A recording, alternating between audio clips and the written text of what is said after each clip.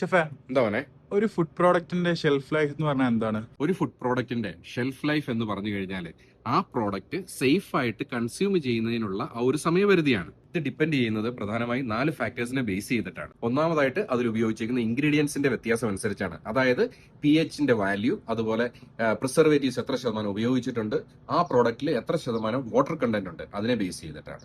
ഇനിയുള്ളത് അത് ഏത് രീതിയിലാണ് മാനുഫാക്ചർ ചെയ്ത് എടുത്തതെന്നുള്ളതാണ്. ഇനിയുള്ളത് പാക്കേജിംഗ് സിസ്റ്റമാണ്. ആ ഒരു പ്രോഡക്റ്റ് പാക്ക് ചെയ്യുന്നതിന് വേണ്ടി ഏത് തരത്തിലുള്ള മെറ്റീരിയൽസ് ആണ് ഉപയോഗിച്ചിരിക്കുന്നത് എന്നുള്ളതാണ്. ഇനിയുള്ളത് സ്റ്റോറേജ് ആണ്. ആ ഒരു പ്രോഡക്റ്റ് സൂക്ഷിച്ചിരിക്കുന്ന സ്ഥലത്തെ ടെമ്പറേച്ചർ, ഹ്യൂമിഡിറ്റി, അതുപോലെ overall light and handling. Shelf life indicate ചെയ്യുന്നത് എപ്പോഴും 2 തരത്തിലുള്ള ഡേറ്റ്സ് ഉപയോഗിച്ചിട്ടാണ്. ഒന്ന് യൂസ് ബൈയും അതുപോലെ മറ്റൊന്ന് ബെസ്റ്റ് ബിഫോറും. യൂസ് ബൈ സേഫ്റ്റിയെ സൂചിപ്പിക്കുമ്പോൾ ബെസ്റ്റ് ബിഫോർ എപ്പോഴും ക്വാളിറ്റിയാണ് സൂചിപ്പിക്കുന്നത്. ഇനിയുള്ളത് സെക്കൻഡറി ഷെൽഫ് ലൈഫ് ആണ്. ഏതെങ്കിലും ഒരു പാക്കേജ് നമ്മൾ ഓപ്പൺ ചെയ്തതിന് ശേഷം വീണ്ടും തിരിച്ച് നമ്മൾ അത് അടച്ചു വെക്കുമ്പോഴത്തേക്കിന് അതിനുള്ളിലേക്ക് ഓക്സിജൻ കയറാനുള്ള സാധ്യത കൂടുതലാണ്. ഇത് ഓട്ടോമാറ്റിക് ആയിട്ട് അതിൽ ബാക്ടീരിയ ഡെവലപ്പ് ചെയ്യുകയും താമസിയാതെ അതിന്റെ ഷെൽഫ് ലൈഫിനെ കുറയ്ക്കുകയും ചെയ്യുന്നു.